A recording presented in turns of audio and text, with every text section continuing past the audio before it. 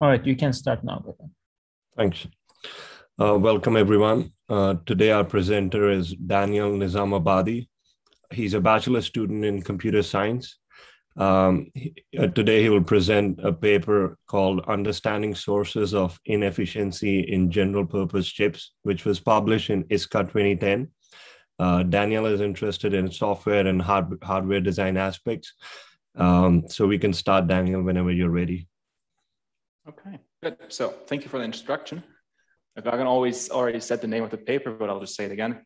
So welcome everyone. Today I'm going to talk about the paper Understanding Sources of Inefficiencies in General Purpose Chips, presented in ISCA 2010. So first of all, let's take a look at an executive summary such that we have an overview of what is going to be the contents of this paper. What is the motivation for the research? So most computing systems today are power limited, and the technology scaling no longer provides the scalings it once did. The observations the authors make is that ASICs, so application-specific integration circuits, are a lot more efficient than general-purpose CPUs. Now, what the goal is of authors is to understand and incorporate these sources of efficiencies into our general-purpose CPUs. The idea is to take a step-by-step evolution of a normal RISC-based chip multiprocessor and transform it into a very efficient H.264 accelerator. And the enhancements we're going to use, or the author is going to use, are SIMD and very long instruction word, custom instructions using instruction fusion, then custom hardware, which is basically application-specific data storage fused with functional units. We'll see what that means, so don't be afraid if you don't know what I mean. The evaluation is done on a 720p H.264 encoder running on a general purpose CMP system. So I'll just move on to this side so you can see me. And the broadly applicable optimization SIMD very long instruction word improve the performance by 10x and energy by 7x. Adding large specialized functional units improves the improves performance and energy by an additional 25x. And at the end, when we add all our customizations together, the ASIC solution matches the performance of the ASIC, this chip multiprocessor matches the ASIC within 3x of its energy and within comparable area. So here's the outline. First, we're going to go through a background with some very basic processor basics, which you've seen already in DDCA. So the processor pipeline usually starts with fetch, where we get the instruction from memory. Then we decode the instructions such that we know how to set the control signals. Then we'll evaluate the address. It's, for example, when we want to access an operand from memory, we have to compute which address that operand is located from. Then we fetch the operand. So we go to memory or the register file, get the operands. Then we execute the instruction. And at last, we store the results, meaning we write the result to destination. Now, having covered this very briefly, because you've seen all of this in DDCA, let's move on to SIMD and very long instruction word, which you've already seen as well. So what is SIMD? SIMD means single instruction and multiple data. And the way you can imagine is if you have, for example, two linear algebra vectors of length 4, adding them up together naively would require you to go through each row step by step. And for example, for the first row, you have an add, and then for the second row, you have an add, and then for the third row, you have an add. And that's quite inefficient because you need at least 4 add instructions. Instead, what you would like to do is to load both vectors into special vector register files, and then just tell your CPU to just add those vectors together. And then the CPU basically takes care of it by doing all of these instructions. So add the first row, add the second row, third row, and the fourth row. All right. So what is very long instruction word? Well, we pack multiple independent operations into one instruction. Because usually in your CPU, you have, for example, one load unit, 2 memory units, and 1 multiplication unit. And you want to keep them as busy as possible, right? But if you're loading one instruction, you're always missing one cycle of execution time on these other units. So what you can do is to tell a compiler, because you want to keep your hardware simple, you tell the compiler to pack independent operations to one single instruction, and you have one long instruction with the CPU that executes, and it could look something like this. For example, in this case, you have 1 add unit, at least 2 memory units, and a multiplication unit, and then you add this long instruction is given to the CPU, which then executes everything in parallel. One important thing is that these instructions, of course, have to be independent, because there's some dependencies between these operations. You clearly can't do them in parallel. Right, now we've covered this very brief and basic processor 101. Let's move on to the H.264 algorithm, which is a video compression standard, which is going to be the focus of this paper. So as I already said, this is a video compression standard. And here we can see the broad overview of how the pipeline works. One important thing to know is that the work is done on something called image blocks or macro blocks. And that these are just like, for example, 4 to 16 by 16 pixel blocks, because you don't want to, if you have like an image with 4,000 times 4,000 pixels, you don't want to process everything at once. So you split it into these small manageable sizes and then do everything on those. All right. So the prediction step, I don't have animation for that, sorry. So the prediction step, what that does is basically encoding the images in the video, because in a video you have usually multiple images after each other, 60 frames per second, and you want to encode these images. In interprediction, you're allowed to use images you've already encoded. So for example, in the past, you've already encoded the last 10 frames or the images, and you want to use the information you gain from there on your current frame. In intraprediction, you don't do that. You only use the current frame to encode more information. And interprediction can again be split up into integer and fractional motion estimation. And what integer fraction motion estimation is, it takes an image block, and then for this image block, it tries to find another image block from a previous image and then compute the motion vector, right? So this is a bit confusing. So maybe you can look in my camera. So right now my hand is, you can see my hand, it's right there. So this is one image block. But if I move my hand to the left side from my side, the only thing that has really changed about these images is my hand moving. So if my hand was in one image block, the processor would basically, so the only thing you would know is to take my hand and move it to the left, right? And this is what is happening in integer motion estimation. You find the spot, which is the old spot, and then compute the vector which you have to move it, okay? Then we have fractional motion estimation, which basically just refines this result, just improves it a bit. And that's already everything we have for interprediction. What we do with intraprediction is, for example, since pictures have a lot of spatial locality, if you take my hand, well, that's a real bad example. So if you take, for example, the slides, if you've already encoded these parts of the image, you might be able to guess what this one in the middle is, right? So if you've discovered that this image block is white and this is white, and all of these are white, well, then probably the middle one image block is also white, okay? So that's what's happening in interprediction. In transform and quantize, we have a change of basis, which is it's a detail which is useful for visual computing, but doesn't really concern us here too much. But quantize, on the other hand, is, for example, you can store a pixel, for example, a color value, from a value from 0 to 255, right? But maybe you don't actually need that information to encode, for example, the color red, because humans, for example, don't see a lot of color red, right? This might be a false statement, but just take it as an example. So let's assume if humans don't really recognize red too well, then we don't really need 256 different values for it. We might just get along with, for example, 64. And that's what happened in quantize. You're basically restricting the range of values you can have. And then in the last step, we have entropy encode, which is Cabac, which is basically just a lossless data compression algorithm or scheme. And the way it works is by taking a look at all the symbols, so the bit symbols that occur in your stream, in your image, and then seeing which ones occur very often. And those symbols that occur very often, well, you would want to encode them with like shorter bit string sequences, right? Makes intuitive sense. So for example, you have a lot of zeros, then you have a lot of 100,000, then if you have, for example, 30 of those, the length would be 30 times the length of 100,000. But if you have entropy encode, you could just say, okay, I encode 100,000 into just 0. And then at the end of the day, instead of having 30 times this long string, you have 30 times the 0, okay? So, and at the end of the day, we have the compressed bit stream. Now, it's great to know how the algorithm works, but for us computer architects, it's kind of interesting to know what the computational motives are. And the key takeaway from this slide is that prediction, also interprediction and intraprediction, so which we'll call IME for integer motion estimation, FME for fractional motion estimation, IP and transform, they're data parallel, meaning if we give the processor or if we have multiple processors, we can run this part of the algorithm on them in parallel and it will scale nicely. In entropy encode, however, that's sequential, meaning even if we give it more processors, we probably won't see any performance benefits.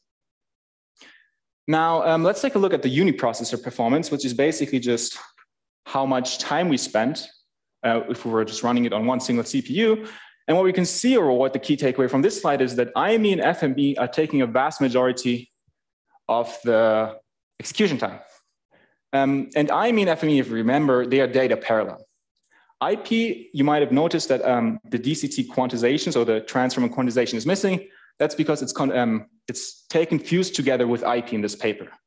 And if you take a look at Cabac, and Cabac will be our little exception throughout this whole talk, Cabac has a very small execution time, but remember I said it's sequential, meaning if you know Amdahl's law, this is probably going to be a bottleneck when we improve the rest of the algorithm, because that's very data parallel. So if we give it, for example, 1,000 more processors, they're basically going to vanish and all the execution time is going to be stuck on Cabac. Great. So having covered the background, now let's move on to the actual paper summary. So what is the issue?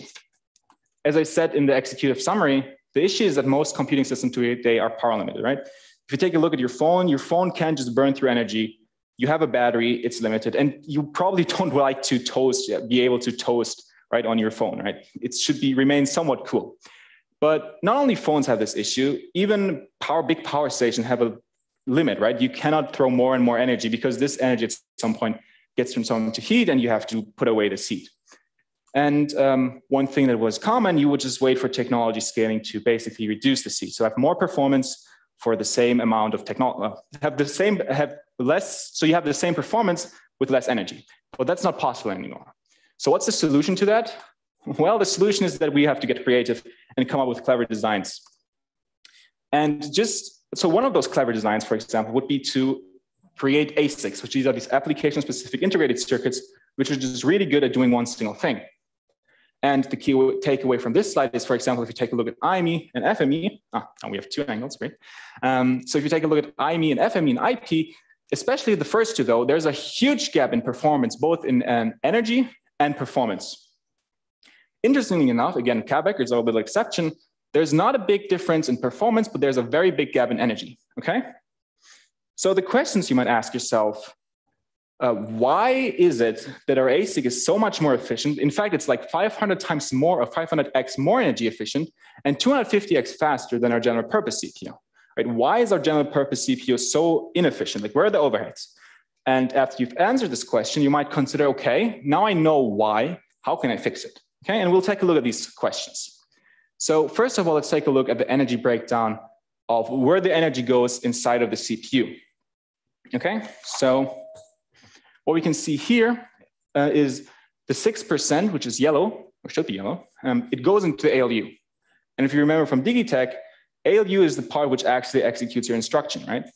So all the complete rest is basically overhead with instruction fetch, accessing the register file, accessing the cache, the D $ is Dcache, pipeline registers, and control. So all of this is overhead. So one intuitive answer would be, okay, well, clearly all our overhead is right here, right? If we just throw away all this overhead, we'll probably reach the 500x. But that's not true. If we ignore everything but the functional units, we only get 20x more energy efficiency. And that's far from our 500x, which we're trying to reach. And what does that mean? That means our functional units have to become a lot more efficient as well, right? It's not only overhead, but also the functional units which you have to improve. Okay, so having talked about where the issues are, so the overhead of just having a general purpose CPU and the functional units, let's try and figure out on how we want to actually achieve reaching this general purpose processor efficiency, this ASIC-like efficiency. And for this, the paper goes through different stages of specialization, starting with step 1, general purpose data path extensions, like SIMD and very long instruction word. The second one is the limited degree of algorithm-specific customization, for example, operation fusion. And this is something that is already done in current CPU. So for example, if you're familiar with assembly coding and Intel's SE4, so the streaming SIMD execution, extensions, you might know that there's special instructions for matrix transpose and some of absolute differences, right? These are probably instructions which are often used, so it makes sense to add instructions which do these more complicated operations. And at the last step, we have the authors take unrestricted tailoring of the data path, meaning they can do whatever they want. They can add functional units. They can later just do whatever they want with the CPU to make it as efficient as possible. Okay, so let's talk about the actual enhancements. But first of all, we need to start with the baseline. So what's the baseline for this? We map the 5 major algorithmic blocks, which we've seen in the background. So IME, FME, so integer motion estimation, fractional motion estimation, intra-prediction, transform quantize, and at the end, the entropy encode onto a 4-stage pipeline. And What's the good thing about this? So first of all, let me talk about the figure so you know what's going on. The dashed arrows are reads and writes from local memory, and the normal arrows are just data produced from one pipeline stage to the other. So IME just gives this data to FME, FME to IP, IP to EC. And one thing that you might already could guess, the benefit from this is twofold. So first of all, if we have our macro blocks, which are independent from each other, we might as well just work on them in parallel, right? If one is done with IME, we can start the next one going through IME, and so on. So it's just your classical pipeline setup. Additionally, which you can see from the normal arrows, we reduce interprocess communication, right? Because we share data between pipeline stages, okay? And if we share data between pipeline stages, we don't need to go back and forth to main memory or any other kind of memory to store our data, okay? Good. So let's talk about the enhancements of SIMD and very long instruction word. We've already seen in the background how these two work. So but here's what they do in the paper. On the left-hand side, we can see the old setup. Like we have 32-bit adders, very standard in the RISC processor. And we transform them into an up to 18-way SIMD in reduced precision. Now, what does the way mean in this context? So actually they have 8, 16, or 18 ways, and way just means the amount of elements you can have. So if you think back in linear algebra, that means you can have a vector of length 18. And what does reduced precision mean? Instead of having, for example, a vector of length 18 with elements which all are like 30 bits wide, you say, I don't need those 30 bits, I'll just reduce it to 8 bits, right? So this will have some advantages, which we'll see later. But for now, this should be clear on what's going on here. And very long instruction word is basically exactly what I've said before about in the background. We take multiple instructions here up to 3 slots, so 2 slot or 3 slot, and just pack them together if they're independent, okay? Good. So this was kind of the basic part, nothing too special here. But let's go to the bit more interesting part, which is operation fusion. And what is operation fusion? Well, we want to fuse frequently occurring complex instruction subgraphs, right? What does that mean, or well, what can you imagine under this? So if you write code in C, Java, or whatever, usually when you notice that you have a pattern of instructions which often occur, and it's not really trivial, you pack them into a function call. And this is basically pretty similar, right? You see you have, for example, these 30 instructions, you keep calling them. Instead of copy pasting them every time, just put them into a single function call. Right? And this reduces clearly the instruction count because instead of having those 30 instructions, you have now a single instruction. And additionally, since you don't need to go back and forth for the register, for reads, for updates, for the operand fetch and the operand store, you also save some register file accesses. And if you have a function, so for example, let's take the example fast Fourier, right? If you have just the sequence of operations, you can't really create a specialized unit for that because you don't actually know what's going to happen. But if you know you're going to have a fast Fourier transform, you might as well just build a functional unit which just does the complete fast Fourier transform for you as soon as it reads that instruction. Now here we can actually see some results from the paper. So the different pipeline stages, so the IME, FME, intra, and Cabac, they have an amount of fused operations of around 4 to 5. There's not a lot, so it's just a couple. And what you can see that most of them, with the exception of FME, have a relatively low operation depth, right? So 3 to 7, but really FME is here the exception with 18 to 34. And again, Cabac will always be our exception in this talk. And if you see everything besides Cabac has like an energy gain of 1.5, 1.9, similar with the performance gain, while Cabac is basically not improving at all, right? So this is something to keep in mind. But let's talk about an actual example of operation fusion in the paper. And we'll take a look at FME. And in FME, one thing that happens often is pixel upsampling. And what is pixel upsampling? Given the pixels x minus 2 to x3, we would like to upsample or guess what is xn, okay? And the naive approach so if you take a look at the naive approach, you would basically have 4 multiplications. You just multiply 5, 20, and 25 with the according x variable, and you have 5 additions, right? But that's quite a lot. And especially if you notice the pattern, because if you see 20 is multiplied with x0 and x1, 5 with x minus 1, x2, and you can think of x minus 1, x3 being multiplied with 1. And you can use this to create a new instruction called add shift. And what add shift does, it takes it takes an immediate and 2 registers, a register file, so operands, and an accumulator. What the accumulator is implicit, but I'll come back to that later. And what it does, it first of all multiplies the 2 registers given, so in this case, x0, x1 with 20, and then adds them together in the accumulator. But note that the accumulator is not actually a new entry in the register file, but something local to the functional unit, okay? And what this means, so instead of having our 9 instructions, a very naive approach, we have only 3 to 5 instructions, depending whether you count the initialization of the accumulator and storing the result. But more importantly, we have few register accesses bits, because for one, we have less instructions, so less register file accesses. But additionally, we also have an accumulator, which is implicitly used, okay? We don't need to constantly write back our results. They're all stored in the accumulator, okay? Okay. Now let's come to something that the authors call magic instructions. So when I first read this in the paper, I thought they actually had no clue how they worked. But what are magic instructions? They do know how it works. So what are magic instructions? Those are algorithm-specific instructions which require an understanding of the underlying algorithm, right? And they can execute up to 100 of operations in a single instruction. But operating 100 of operations in a single instruction usually means that you also require a large amount of data. And if you usually require a large amount of data, you'll usually also want custom data storage with some custom communication links, which are specifically tailored for your algorithm, right? So it can take full use of that. We'll see now in the next slide another example, which is FME again. And the way that FME works is something that I didn't tell you before, that FME only requires a single new pixel every iteration. Why? Because it's a finite impulse response filter. If you don't know what that is, don't worry about it. It really just requires one new pixel per iteration. Now, in a normal register file, what would you do? You would have to basically shift oh, we have some echo here. So you would shift the registers from one spot to the next spot whenever you load something new, right?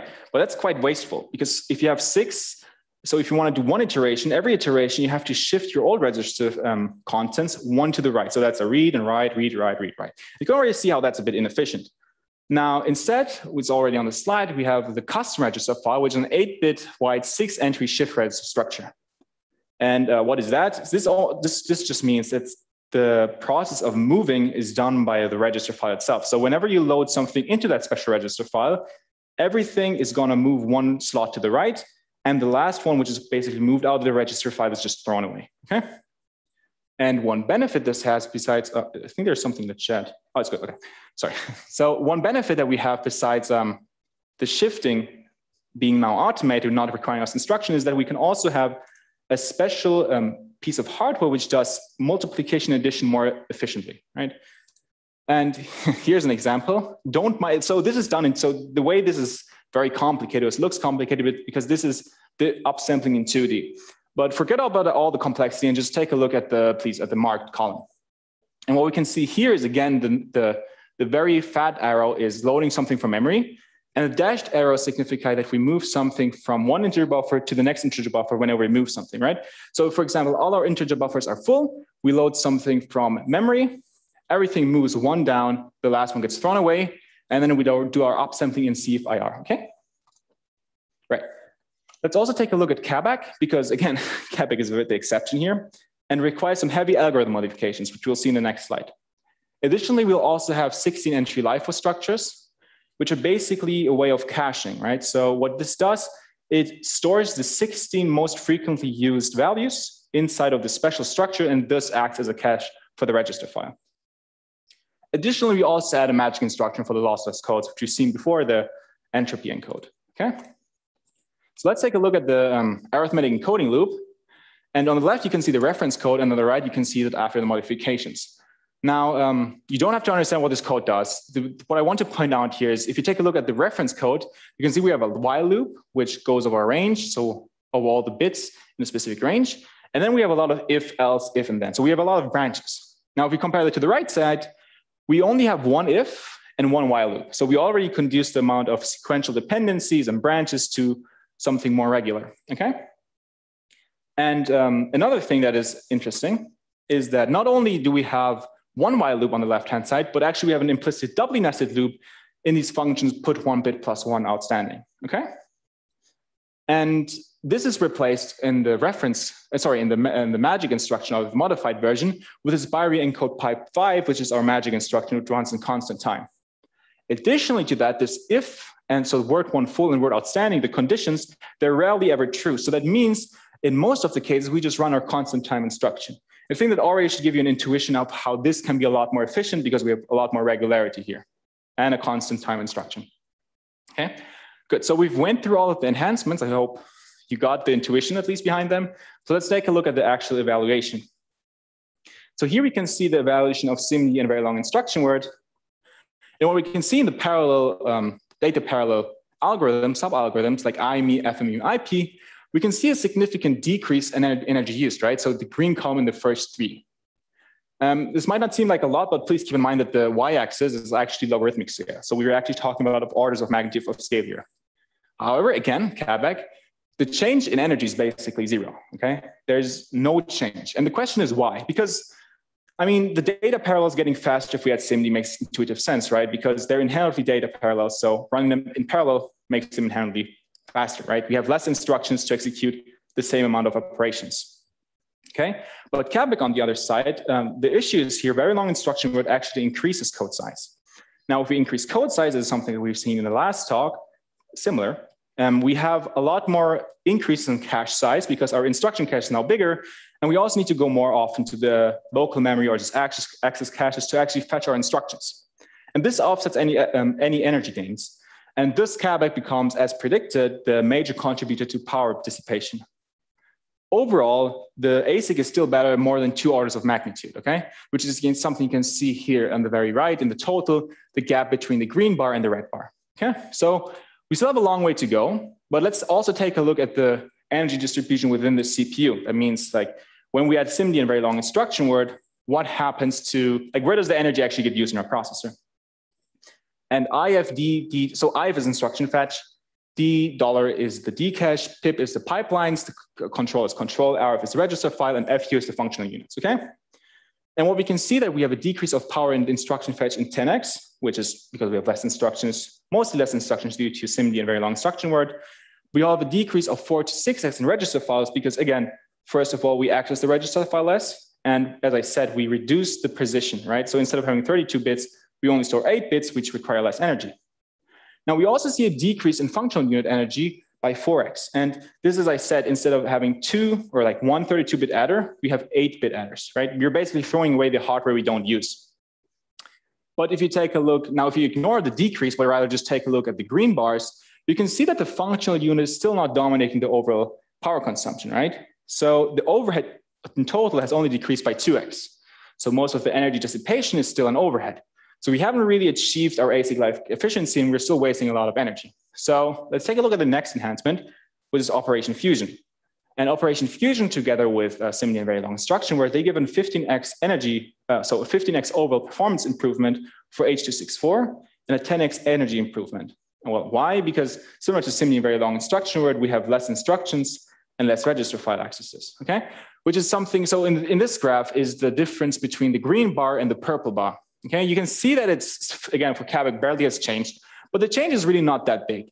And we still have a huge gap to bridge between the Operation Fusion version and the ASIC, right?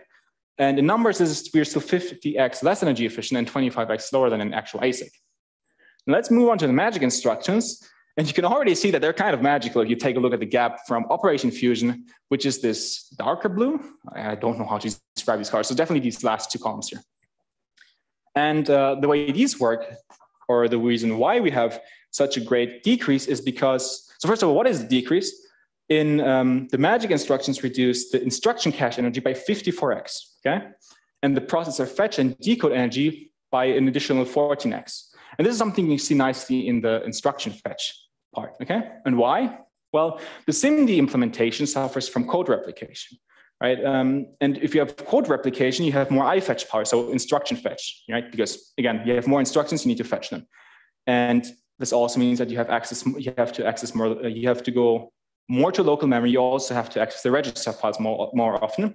And additionally, our SIMD unit is not the most efficient SIMD unit, right? The FME SIMD, on the other hand, does not really suffer from these issues, right? There's no code replication, and we don't store intermediate results in the register file. And we also have custom functional units. And now, if you take a look, for example, at the very last column in every larger column, you can see that most of the energy is going to the functional units. And now 35% of the energy is actually going to the functional units. So we're actually not wasting all of our energy, but we're actually using it to do productive work, okay? So let's take a look at what this means for our sub-algorithms. And at the end of the day, we have a huge increase in speed up or energy efficiency, sorry, for our data parallel. So FME, IME, and IP with speed ups of up to 600x and energy reduction of 60 to 350x compared to the base CMP. And one thing that I should note is that energy improvements and performance improvements are usually proportional to each other. So when there's a huge increase in performance, there's also usually a huge increase, it's the same thing. There's also a huge increase in energy efficiency, right? More energy efficiency, more performance, okay? Now, Cabac is also a lot better, but there's still a huge gap to the ASIC, right? Which you can see in, again, if you compare the orange with the dark blue, bluish color there, we're getting pretty close for the data parallel algorithms, but the Cabac one has a huge gap still, okay? However, at this point, we start from a 500x difference, so a 500x gap, and now within 3x of ASIC energy efficiency, okay? So what we've basically seen is we went from a very general optimizations to very specific optimizations, and we bridged the gap from 500x to 3x. However, the question is, well, how representative is H.264 as an algorithm, right? And H.264 is a very nice algorithm for applications with very simple operations, which the case might be said that these are many applications. However, there are other applications which may have higher energy operations like floating point, right? And you could imagine if, well, floating point uses more energy, well, then I probably need less instructions to accommodate for this overhead because the functional units use more energy in the first place. However, there are studies which show that only 20% of the dynamic instruction stream, so the instructions which are actually executed on your CPU, are floating point instructions. So the authors say that you probably will still need custom hardware unit to bridge this gap, even for like higher energy operations, okay? And something that we've seen in the last talk is that some applications may not even be compute bound. So the bottleneck is not the CPU, but rather the amount of data that we can, or in this case, cannot provide. Okay, so let's take a look again at the executive summary to get a feel, so basically a nice finishing touch for the talk, the content of the paper at least. So most computing of systems today were power limited and the technology scale did not help, so we have to get creative. And the observation is that ASICs are very energy efficient, and we would like to use that in our general purpose CPUs. We started out with very general purpose optimizations like SIMD and very long instruction word, moved on to custom instructions which can execute multiple instructions in a single one, and then to custom hardware with our so-called magic instructions, which can execute hundreds of operations at the same time. And what we've seen is basically that while SIMD and very long instruction word and Operation Fusion, they do increase our efficiency a bit, they do not come close to adding large specialized functional units what we have with magic instructions, right? And as soon as we add our magic instructions and our customized units, our CMP matches an ASIC solutions performance within 3x of its energy and within comparable area. Okay, so this was all I had to say about the contents of the actual paper. So let's move on to the strengths and weaknesses. So one strength that I think the paper has is that it offers very valuable insight. And one of those insights for me especially is that there's a large overhead inside of the processor, right? So the energy, the authors state that the energy to do a single or a very basic operation like 8 to 16-bit integer operation is equivalent to moving 1 bit of data 1 millimeter, right? So you can see that data movement is a very big problem, be it from memory or from the register file. Another interesting thing, however, is that even limiting all of this overhead is not enough. We need custom functional units, which are a lot more efficient. Besides that, I would say that this paper has a very clear structure. So if you have time, definitely read it. I think it's worthwhile. Because, well, we'll just continue with the second point, but we move stepwise from the very general optimizations to the very specific optimizations, right? It's very easy to see. And this goes hand in hand actually with the second point. The key ideas are described in an understandable manner. Means we take a look at the issue. So we have a lot of overhead. How do we fix it? Well, let's try SIMD very long instruction word. We see that it doesn't work. Well, let's try something different. Why does it not work? Why does it not work? Let's try to improve that issue. What is the new results? Okay.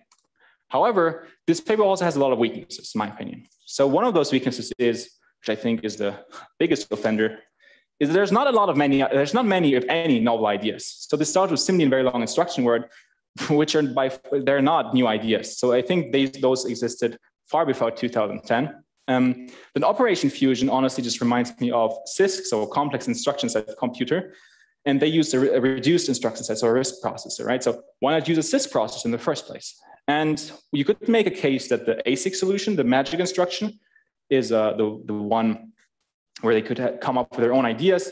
But even then, the ideas they've come up with are, so in the paper, they say that they're usually inspired by ASICs, right? So there's so especially the Cabac version is inspired by an ASIC implementation.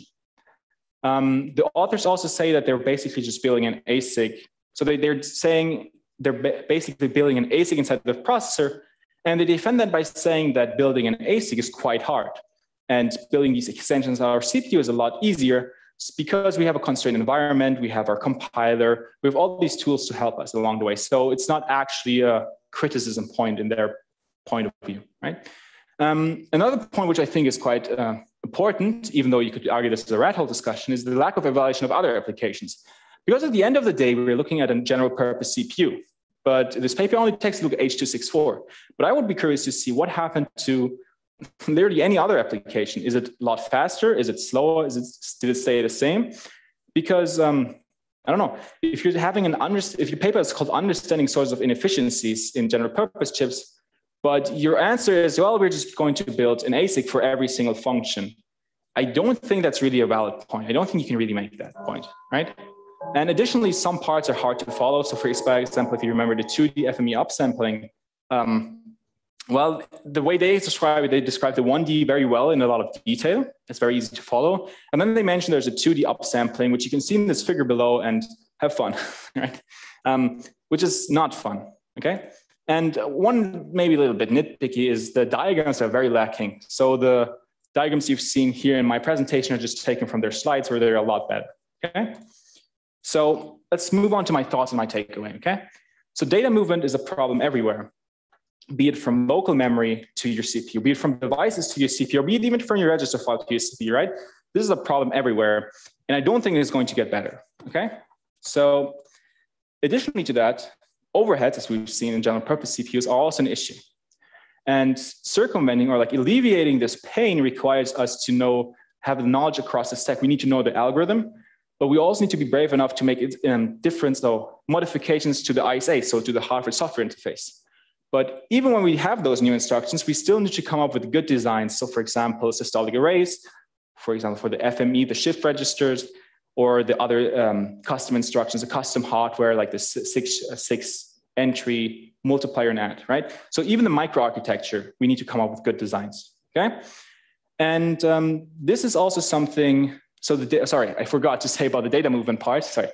This is also something I got cited for in a paper, so it's a paper called IRIS, which is about a machine learning accelerator, which also states that data movement is a huge problem. And they say that actually this paper as a reference, okay?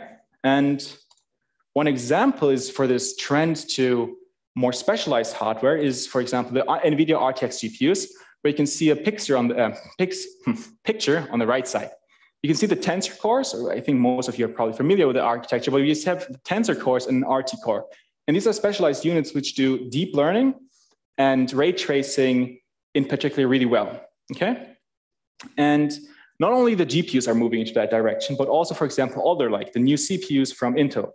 While they're not really specialized hardware, I would still say you have some heterogeneous computing, and that you could argue that power efficient cores are somewhat specialized hardware anyway. And this is also something they got mentioned for or cited for in a different paper about, also I think a machine learning paper, that there's a clear trend towards heterogeneous and accelerators, right?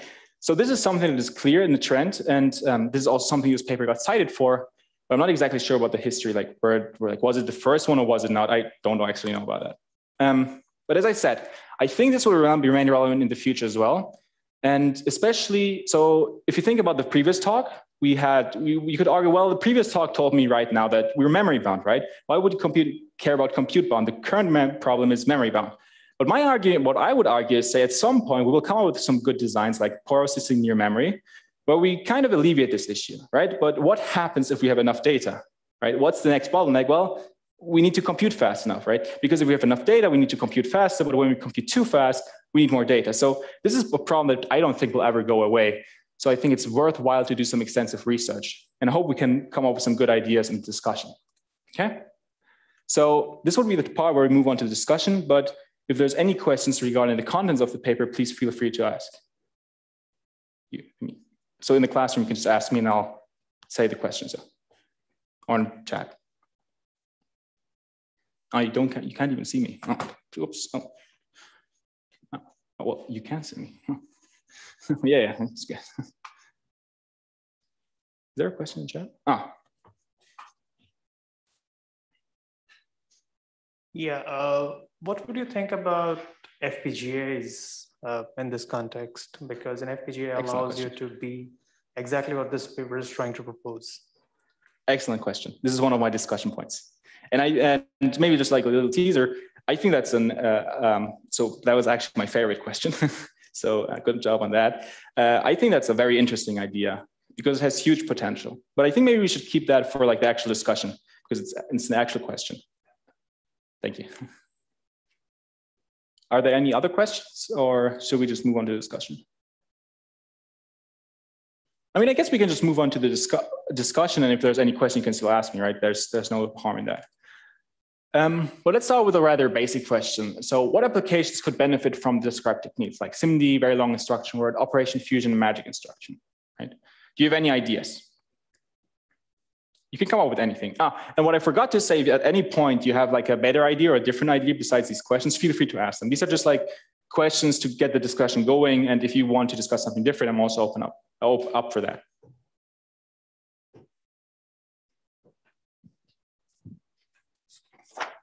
I mean, in general, data parallel applications, mostly image processing, machine learning, yeah, stuff like that. Exactly, yeah. So I think that's a good point.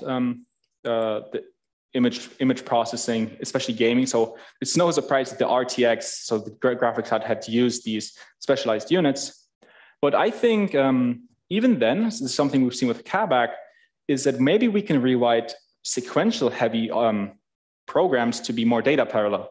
And one program I think about is maybe game engines, right? I think game engines currently are very object-oriented. And yeah, if you have object-oriented, you might need to go, like you need to chase references and you always need to have like a lot of branches to check, for example, is a specific object on the scene. But instead of that, I think there's a development which is data-driven game engines. I'm not sure if anyone from the audience knows more about this, but if you have everything in a single list, well, that's a very regular thing.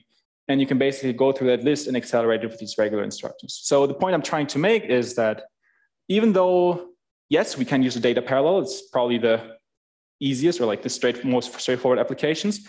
But I think there's probably potential research to be done in taking those more sequential applications and turning them into more data parallel ones. Yeah, but the techniques you described are mostly for magic instructions, right? Yeah. All the serial stuff we still can't use SIMD, program instruction word, or operation fusion. This is all reserved for data parallel operations, right? Yeah, exactly. So SIMD, very long instruction with operation fusion. Well, maybe you could get it with operation fusion with sequential ones. You could do that. And I think magic, so operation fusion, magic instructions, sorry, they can come up with, you can probably use them for sequential ones, right? But have you seen in Cabac, even though we usually require, or we usually make sure to get as much data parallelism out of there, right? So at the end of the day, what I'm trying to say is magic instructions are probably not the end all be all, right? Because at the end of the day, you need very specialized hardware to run them efficiently. Yeah, but would be interesting to explore. Definitely, what common operations could be turned into magic instructions. Like imagine like a malloc instruction, which does everything that malloc does, but in a single instruction implemented. Okay, because I think, there we go. That's exactly my fourth question to predict that. So the question would have been, what are functions or computational patterns, like what you said, malloc, maybe fast Fourier transform, what I said, which can we take them and put them into custom hardware? So good job. Yeah, or sorting, binary search. Yeah. Things like that. Yeah, I think there's already some, I think these sorting networks, I'm not sure if they're actually implemented, but those actually already exist. But yeah, definitely. I'm not sure. I think I remember there existing a paper called The Seven Dwarfs or something, which talks about the different computational patterns of all computing. But I think research into that area is definitely could be promising. Yeah, thanks. Yeah, I remember also from the DDCA course that like a sort instruction was mentioned already there. Oh, okay. Yeah, thank you. But we can go back to, well, the animations are a bit messed up here. But maybe let's move on to the next question. You can gladly ask anything. Oh, did I miss someone? Oh, sorry. Yeah, I still had an input on that one. Yeah, please. So I guess one idea would be if, I guess in a RISC processor, we don't really have micro-ops, right? I believe that. I don't know. So in my thinking is if you have a more complex processor, right? Like modern Intels, which have, I guess, patchable micro-op codes, we could, I guess, dynamically reconfigure these what are they called, diffused functions, right? So you're basically saying the operation fusion the operation fusion can be done automatically. I did not mention that, but it can be done automatically. So you're basically saying that at runtime, you want to recognize, so somewhat like the JVM is doing, right? So like just-in-time compilations, somewhat like that. You recognize what's being used often, and instead of compiling, you actually put them into one instruction. I think that's actually a quite interesting idea. You're looking a bit suspicious, looking a bit critical. Yeah. The way I understood it, magic instructions were like even more low level than micro ops, and like basically that the magic instruction was a single micro operation. Right. Was that wrong? So the way the magic instructions work is, so in the operation fusion, we're restricted to all the rest, like they have to be somewhat standard instructions, right? You still have to keep the limit as in SSE4, you only have 2 inputs and 1 output. But in magic instructions, they allow themselves as untailored restraints. So they can come up with whatever instructions. So what he's proposing is rather something in operation fusion where you're still like limited by the ISA, right? Even the micro ops, you cannot do whatever you want. There's some limit to what the inputs can be. And I think personally, yeah, you cannot go magic instructions because magic instructions require knowledge of the algorithm, which is probably not something you can do automated. But the operation fusion part might be something interesting to look into, whether you can put them together. And I think that goes hand in hand with the second point here, right? If you can take those operations and you basically put them to one micro op dynamically, you would still have to think about how the program can actually call those. But maybe it would make sense to even dynamically have an FPGA inside of the CPU, which programs itself in such a way which is optimal for those, for example, micro ops, right? So maybe your PC is running a lot of fast Fourier transform, and maybe you have an FPGA which you configure. Well, just run FFT all the time. Or if the technology allows it, you can dynamically switch between for fast Fourier or matrix transpose or like whatever you want to come up with. But I think those are definitely great ideas. If there's no ideas to that, maybe to the third point. Yeah, please. Sorry. Yeah. Yeah, so just speaking to the FPGAs, I know that definitely the systems group at ETH is building the Enzian, which is just a large rack scale computer with a big CPU in it, and then also a pretty powerful FPGA next to it to figure out how you can, on a systems level, make this sort of thing work, where you can have applications that then get to reprogram maybe certain areas of the FPGA to accelerate things that they themselves deem worthy of acceleration in this case. Yeah, exactly. So FPGA is something very interesting, in my opinion. I mean, this custom hardware doesn't even need to be FPGAs. You could, for example, the way, if you remember, we had the 32 bits adders, right? Maybe just instead of wasting the 32 bits, if you're just adding, if you know you're just going to 8-bit numbers together, maybe just set a flag inside of the CPU and disable three quarters of the adder, right? So there's also like somewhat reconfigurable hardware, but FPGAs are like a lot more special. And I think the argument of saying, well, FPGAs, they're not, maybe we can't put them into CPUs, or they're not fast enough, they can't switch. I don't think that's a great argument, because if we can show that there's a lot of performance, like, I don't know, like hundreds of X to be gained from there, I think that would like motivate the industry to take a look at, maybe we can actually make FPGAs a lot faster, or maybe we can have the weaker versions of FPGAs which can like satisfy our constraints. Yeah, I was just going to say that Intel is actually looking into this. Oh, okay. There's a project known as Intel Harp. I saw Intel Harp V1, V2, and Harp does exactly this. They integrate an FPGA inside the processor. I wouldn't call it processor, but SoC. And you have a co-located FPGA with your processing unit or core, and then basically they're trying to figure out that, okay, what is the extent of this, how far we can take this sort of architecture, and what is the benefit where it really shines. So yeah, they are looking into it very much. Yeah, so you mentioned it's not a processor with the SoC. I think SoCs are getting more and more popular, right? So if you take Apple's new MacBook Pro, I think that's basically an SoC, and I think it had like some very impressive or interesting design choice. I think the CPU and the GPU were sharing memory, and they had again accelerated hardware. But also, if you have, for example, a virtual reality headset, right? That's basically also just a system on a chip, right? So that direction, I think, is also very exciting, because it allows us to do exactly more specialized hardware. Great. Is there maybe any questions from Zoom or ideas? No? Well, I still have some discussions, so I'm not sure how we're looking on time, but we can continue. Or maybe I'll just display all of them, and if someone thinks, you can take a second to look through it, and if you think there's something interesting there that you would like to discuss, we can go ahead and discuss it. Yeah, so the first point is something that we've already mentioned, right? So the functions, computational patterns, which occur often. And then the second and third point, maybe something interests you. I have a different question, but yes, it is a bit, I don't know what's the answer.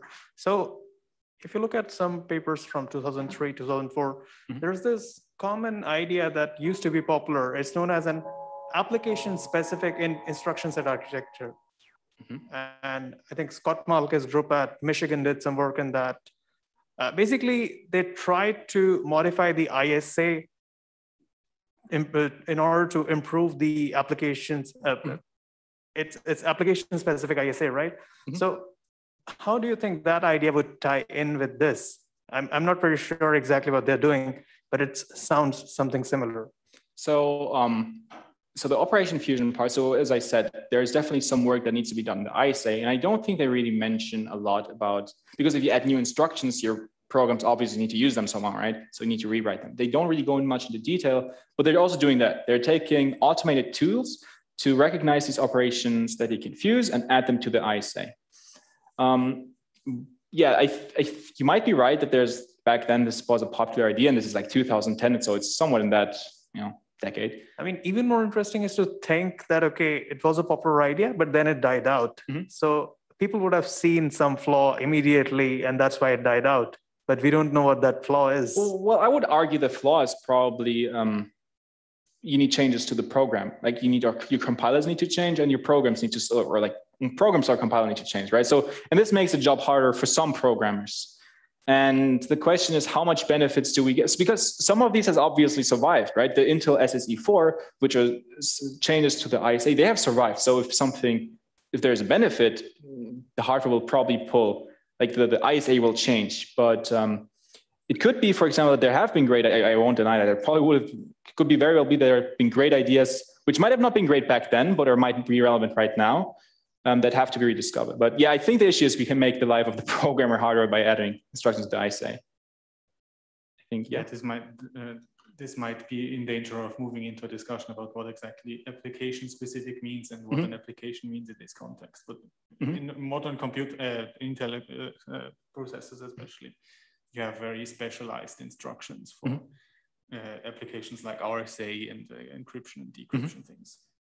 And I would argue that's already very application specific. So I'm not exactly sure what point you're trying to make, but yeah, definitely, right? I think they are very application specific, and accelerators are in our devices, right? Our device, so our phones, I'm sure, I think have VP9, I'm not sure what the code is, but they have a video encoder, and because they are energy efficient, right? This is what the paper is showing. We need specialized hardware, or specialized hardware, maybe we don't need it, but specialized hardware makes our life faster and or our devices faster and more energy efficient, right? So it makes sense for them to implement that. But maybe I missed your point. I understood it as such that it had been suggested that these application-specific ISAs had sort of died out as an idea. And of course, in this sense, they have survived. Maybe there was even more specialized applications where they were tried out. And I'm getting some nods from the left here, so that's probably it. I think the way I understood your point is basically that the idea of, yeah, we're going to change the ISA was very big. So if we have a problem, change the ISA, right? And I think that the issue is you cannot change the ISA, and that's also what I'm trying to say. You cannot change the ISA for every idea you get, because again, you need support from like the Intel and AMD, they need to accept that. And then you have, and even if Intel and AMD come up with a new instruction set, or Intel comes up with a new ISA, it clearly won't work every time, right? So I think it's kind of a trade-off, right? If the idea is good enough, then it probably will happen, but it's not that easy that you can just do it every time. I think that's the way I understood your point about that. So, because maybe I'm not exactly sure how the research is looking these days, but I think there's a lot of work going to making everything transparent to the programmer, right? Especially, for example, processing in memory. You don't really want to expose that to the programmer. Rather, it would be nice if you have maybe compilers or even something in your CPU deciding, okay, maybe it's a good idea to put this to the processing unit in your memory. Because if it's easier for the programmer, if you can make it invisible to the programmer, there's less people that have stakes in the whole stack that you need to convince to change something, right? In the same way that no one is, or very few people are actually writing SIMD instructions. Right, right. I mean, I think that gets doesn't that get automatically done by the compilers? I think the compilers do that, right? More or less aggressive. Yeah. You have to enable boot tree for it. Oh, you have to enable it. Okay. It's not always the case. Well, okay.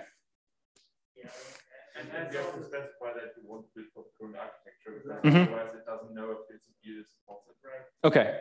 That's why Aaron got those neon instructions in which you don't have to specify the bit, so it's easier. I see. Okay. Well, you see, so even with SIMD, right? But yeah, I guess there's always some work needed from the programmer. But as you said, you usually need to just enable a flag, right? Or something like that.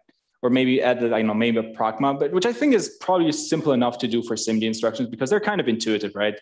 But for more advanced things, right? Fast Fourier, I keep coming back to that example, but maybe the implementation on your hardware is not up to your specification. Maybe it's not accurate enough, right? And you want something super accurate, or it's too accurate, but too slow. So I think these more specific like the more specific an application is, or like a hardware accelerator is, the more careful you need to be on how to expose the program. You don't want to give too much responsibility to the program, but of course you can't take away all of the you surely have to draw somewhere the line, but yeah, just just coming up with new instructions and telling the program, here you go, these are faster, is not a good way. At least I don't think so. Okay. Does anyone want to be interested in the second question? So the question, should we use different subset for inside of general purpose processors?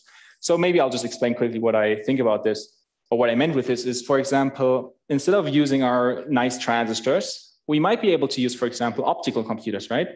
Optical computers might be a lot more power efficient and might be doable for very application specific SoCs. Maybe what I would think of is, for example, machine learning chips, right? You design one machine learning chip, which runs on an optical processor. And I think I've seen a paper somewhere like that. And that could make sense. We probably cannot make our general purpose CPUs optical, but I think these domains, maybe even, I don't know, genomics could benefit from that. That could be an interesting part. Or another part would, for example, be quantum computing, which is, I think in Germany, they built recently a new computer with a bunch of qubits, I'm not how many. But that's something, an idea, or maybe even biological computers, right? Something that you see in science fiction. And so what I could imagine under this is maybe you have, I don't know, you're basically conducting an experiment, right? You model your problem using, I don't know, a specific concentration of proteins and substrates. Then whenever you want to run an instance, you said, oh, I want, for example, the compiler is quote unquote doing I want 3 milliliters of this and 5 milliliters of this. Then you let it run for, I don't know, 20 milliseconds and then check like how much product do I have? And that corresponds to like your solution. Right? I mean, I have no idea whether that's like a remotely good idea, but I mean, there might be like some people with better ideas, right? But it's definitely something I think that could be interesting to explore. Okay, if there's no more questions, I think I would be done from my side, but maybe Professor Mutlu has something. Yes. Explain the third point. You mean the last point? Yeah. So this last point is that do function use have to be digital? Is basically, so usually what we're doing when we're trying to calculate numbers, for example, or do anything, signal processing or whatever, we always shift to the digital domains, right? So if we have, for example, an analog signal, which is a continuous signal, right? They just go, sine wave, whatever. We always discretize that and go into the digital domain. But maybe this shift from analog to digital and doesn't really make sense. Maybe you want to actually stay in analog domain, do our computations in analog domain. So I don't know, maybe there's some special hardware or like physical phenomena you can use to maybe do, I don't know, like a low pass filter, right? For example, may actually have some material which your signal passes through and does some computation in the analog domain. You're looking a bit puzzled. Because my understanding is that all computation happens on bits, and those bits are essentially digital. I mean, yeah, at the fundamental level, it's happening in analog when you think about it, but okay, it is happening in bits. It's all digital. Well, okay. So what I mean, I'm not really a specialist in physics and all that kind of stuff either. So it's the last point. So, it's not too much thought given to it, but I mean, there's still sensors, right? You still have data going from, you take information from the real world, which is a continuous signal, and you turn them digital to some process, right? But what my idea here is basically, maybe we should postpone this turning into digital, and maybe just do more computation in the analog domain, so in the real world, right?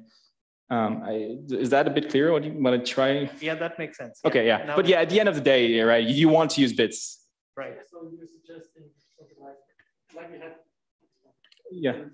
Yeah, exactly. I'll repeat for you, yeah. So you're suggesting like we introduced floating point registers, we introduce analog registers. So the point is like asking for confirmation whether I mean whenever what if I mean that instead of adding floating point registers we add analog registers. I mean, if there's a good way to do that, I mean, whenever I think of registers, I actually think of bits. So I think that's a bit hard. But at the end of the day, so what I can just maybe reiterate what I meant or what I said is that we have it because just running computation on their own is like kind of boring. We need input from the outside world, right? And that could, for example, be audio. And usually when we go have audio, we usually turn that into digital. And then from digital, we go fast Fourier and then do our high pass filter, low pass filter, like whatever filter you want to do. But maybe we shouldn't do that in digital, right? Maybe we shouldn't go from analog signal to digital and then do our filter, but maybe we should just do analog signal, filter in the analog domain through some physical properties of the medium or the signal, and then put them into the digital domain. So that's what I meant. I hope that clears it up. Okay. Any other questions? Because sometimes a bit puzzled looks, so please go ahead. For specialized hardware that's being used to accelerate things, I just wanted to mention NICs because otherwise I would have hit myself after this lecture. Could you network interface cards where we're moving into 400 gigabit per second, and good luck doing that without some very specialized hardware, where most of the computation for hashes and stuff is probably happening on the NICs at this point.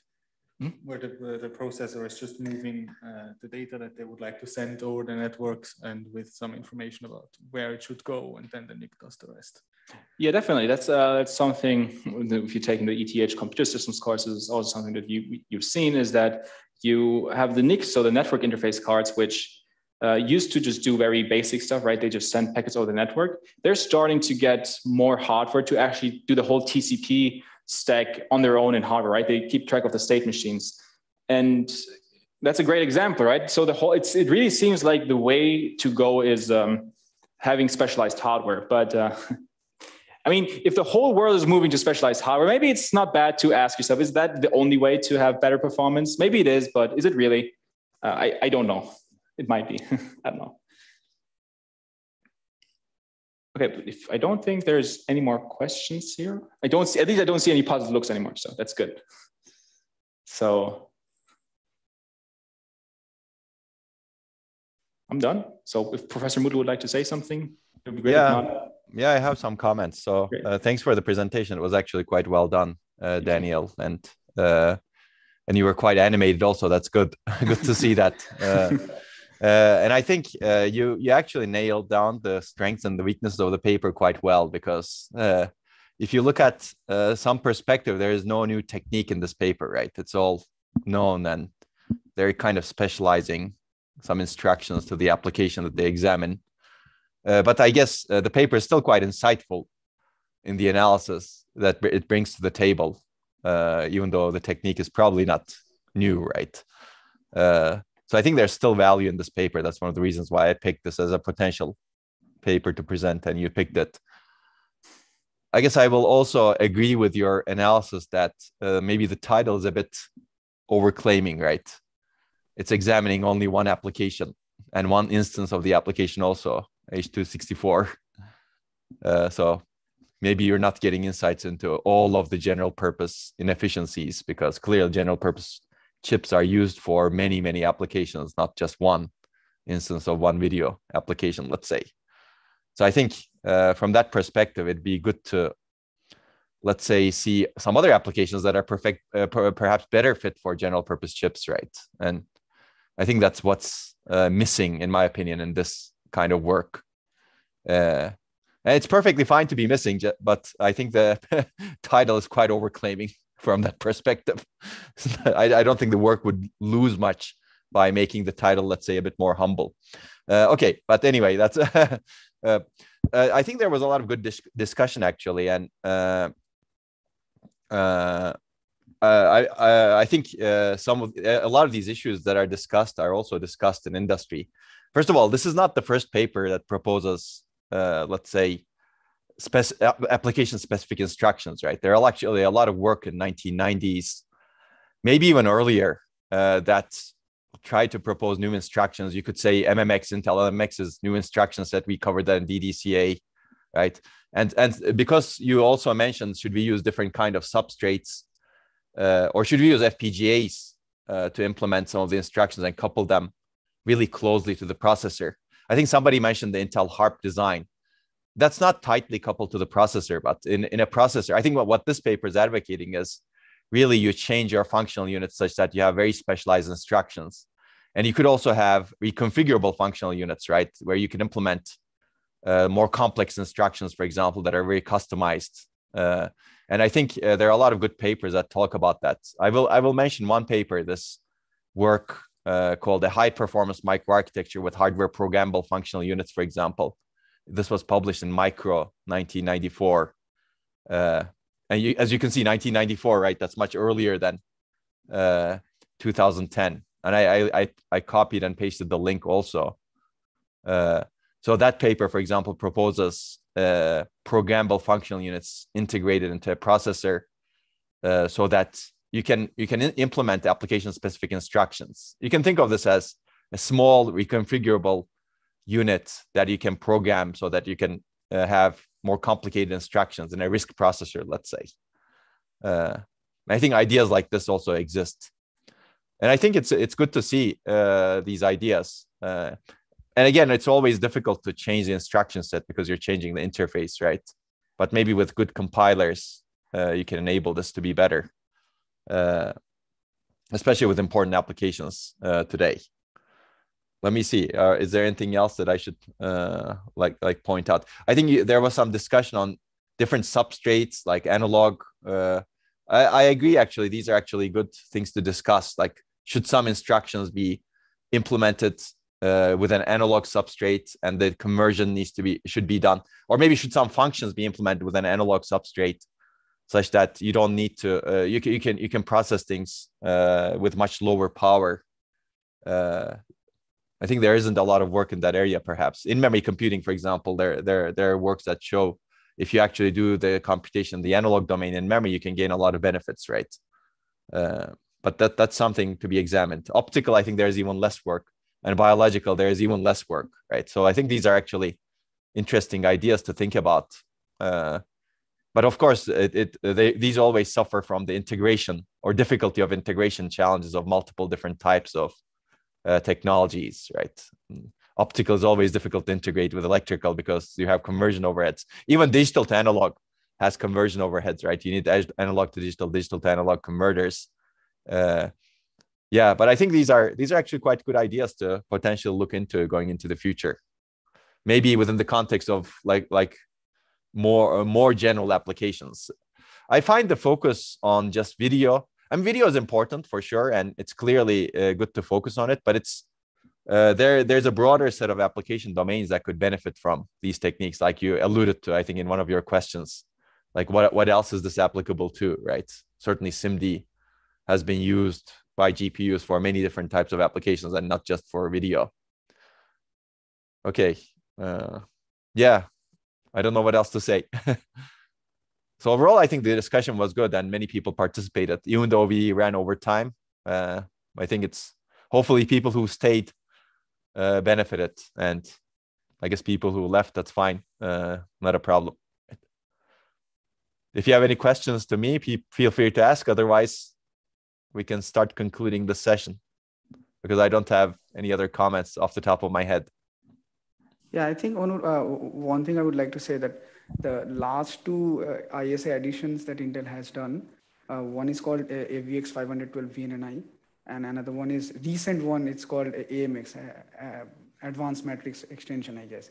So these are like exactly what you're questioning on the first thing is like still they're adding like specific instructions with specific hardware inside the general purpose core, which is doing just a single like sole reason of doing, let's say, broad matrix multiplications. Like for example, AMX. AMX is coming in probably this recent hardware. So yeah, I think it's there. I mean, people are still doing it. Yeah, exactly. And people will continue doing it. But I think what I don't see as much being done is maybe more programmable substrates, right? These are still hardwired functional units to do matrix operations, right? True. Yeah. Yeah, they're not like FPGA structures. I think that's missing basically, these programmable functional units, which I think is actually a good idea, so that you can define your own instructions. But I guess once you start doing that, software maintenance becomes a problem also, right? You may want to have a more virtualized ISA to take advantage of these programmable functional units where you can actually add your own instructions, and your own instructions may change over time as well, right? Yeah, whenever you have instructions that are directly tied to software, you always have maintenance and backward compatibility issues, right? So it's probably good to decouple the addition of the instructions from the higher levels of the software stack, and a layer of injection like a binary translator certainly helps here, right? Either software or hardware binary translator, but that has overheads.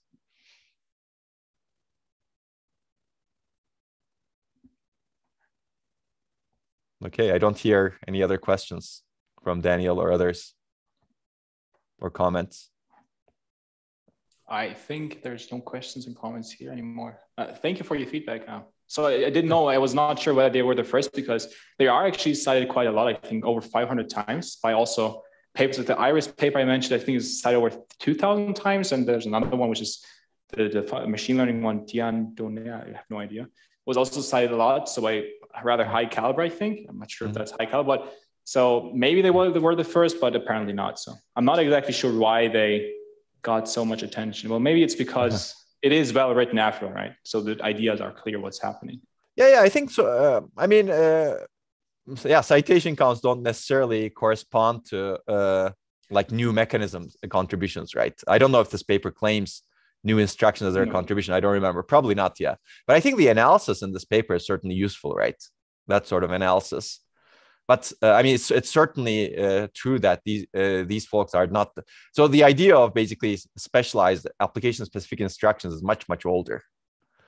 And the benefits were also known. But what this paper does really well, I think, is it puts the benefits into, let's say, quantitative context within the scope of one really important application, let's say. And from that perspective, it's certainly very valuable, right? I agree, definitely. Yeah.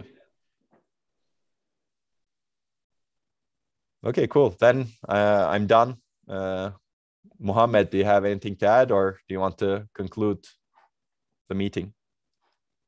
Or are you even there? Okay, yeah, you're there. Like just to remind everyone to take the quiz. I know some of you are missing because they have exams, but we will release the quiz right now and keep it open until the end of the day, as I mentioned in my email. Thank you so much, everyone. See you next week.